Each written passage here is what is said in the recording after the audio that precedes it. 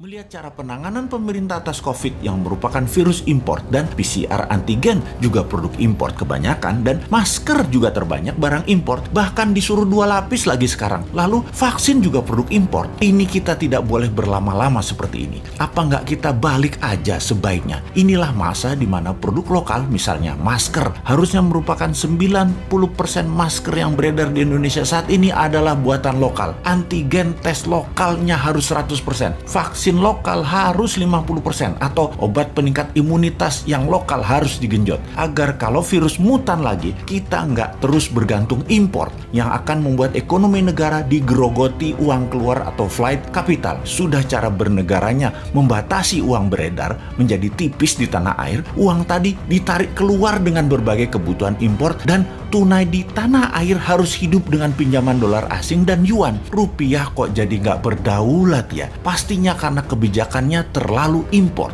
Walau bisa terlihat benar karena semuanya dalam keadaan darurat, tapi kalau bernegaranya daruratnya berkepanjangan seperti ini, sebenarnya bisa nggak masuk kategori salah kelola atau mismanagement bernegaranya.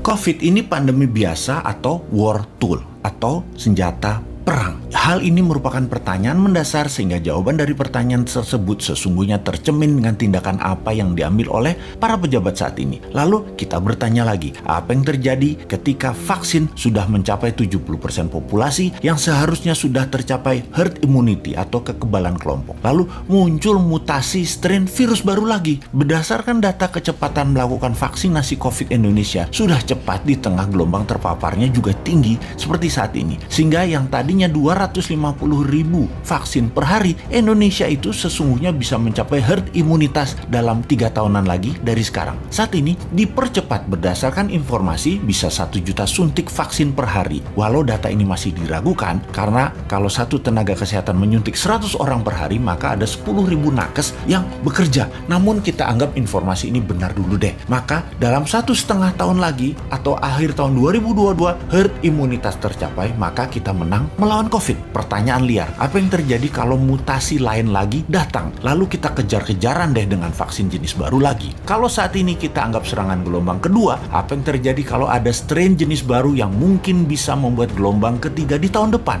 Melihat cara penanganan pemerintah atas COVID yang merupakan virus import dan PCR antigen juga produk import kebanyakan dan masker juga terbanyak barang import, bahkan disuruh 2 lapis lagi sekarang. Lalu vaksin juga produk import. Ini kita tidak boleh berlama-lama seperti ini. Apa nggak kita balik aja sebaiknya? Inilah masa di mana produk lokal, misalnya masker, harusnya merupakan 90% masker yang beredar di Indonesia saat ini adalah buatan lokal. Antigen tes lokalnya harus 100%. Vaksin lokal harus 50% atau obat peningkat imunitas yang lokal harus digenjot agar kalau virus mutan lagi kita nggak terus bergantung impor yang akan membuat ekonomi negara digerogoti uang keluar atau flight capital. Sudah cara bernegaranya membatasi uang beredar menjadi tipis di tanah air, uang tadi ditarik keluar dengan berbagai kebutuhan impor dan tunai di tanah air harus hidup dengan pinjaman dolar asing dan yuan. Rupiah kok jadi nggak berdaulat ya? Pastinya karena kebijakannya terlalu impor.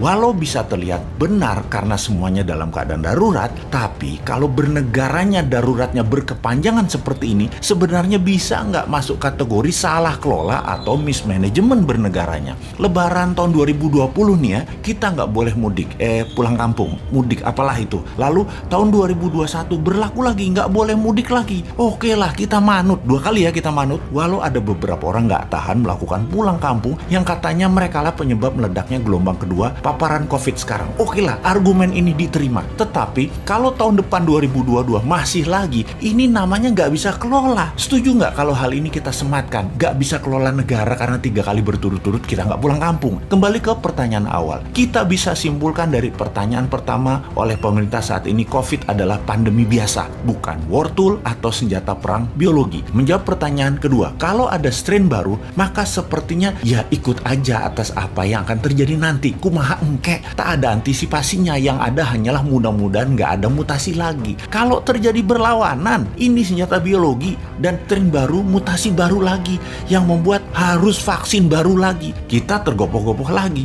Solusinya pasti tinggal bangun narasi, bayar pasukan buzzer, dan pasukan buzzer bekerja keras lagi. Nah, di posisi begini kasihan mereka yang mau jadi presiden tahun 2024, sementara mereka dalam posisi menjabat yang ternyata salah semua pengelolaan pandemi dan ekonominya. Pasti kena imbas negatifnya mereka, karena mereka juga bagian dari ketidaktepatan kelola pemerintah pusat dan daerah. Karena yang digadang-gadang tahun 2024 kebanyakan pejabat incumbent. Di sini enaknya jadi yang bukan pejabat tetapi selalu memberikan solusi. Bahkan bukan hanya solusi, tapi saran yang dikerjakan walau dengan skala tanpa fasilitas. Bisa jadi kuda hitam nggak di tahun 2024 kira-kira dia itu. Tapi mudah-mudahan prediksi ini salah. Ekonomi membaik, COVID teratasi tahun ini. Amin. Cuman takut aja prediksi ini benar. Masa tinggal bosman tahun 2024? Ya nggak mungkin toh. Harusnya bisa 3 kali menjabat. Dukung. Pandemi COVID adalah musuh seluruh umat manusia. Perang dengan virus ini adalah perang dunia ketiga dalam arti sebenarnya. Sungguh, COVID adalah kejahatan perang. Masuk kategori hideous crime. Masuk kategori perang dunia. Penanganannya harus extraordinary. Efek yang pasti selain masalah kesehatan adalah masalah ekonomi dunia. Perang panjang akan berefek imbas ekonomi. Itu adalah sebuah kepastian. Maka setiap negara saat ini mendadak menjadi memikirkan bangsanya dan negaranya sendiri. Every country for their own. Begitu juga kita Indonesia seharusnya. Indonesia ini dikaruniai kekayaan alam yang berlimpah sehingga ketergantungan dengan negara lain sesungguhnya sangat kecil. Negara lain butuh Indonesia jauh lebih besar. Seperti negara yang mengeduk hasil bumi kekayaan mineral Indonesia. Indonesia sebenarnya nggak butuh-butuh banget negara tersebut yang mengeduk ini. Sementara negara yang mengeduk ini jauh lebih membutuhkan sumber daya alam Indonesia yang hanya memberi sedikit benefit uangnya buat Indonesia. Malah mungkin lebih banyak pejabatnya yang dapat daripada negaranya. Sehubungan dengan itu semua, nasionalisme kita terpanggil. Kita harus bisa menjadi negara besar. Negara berdaulat dengan kekuatan alam dan letak geografi Indonesia yang strategis. Kita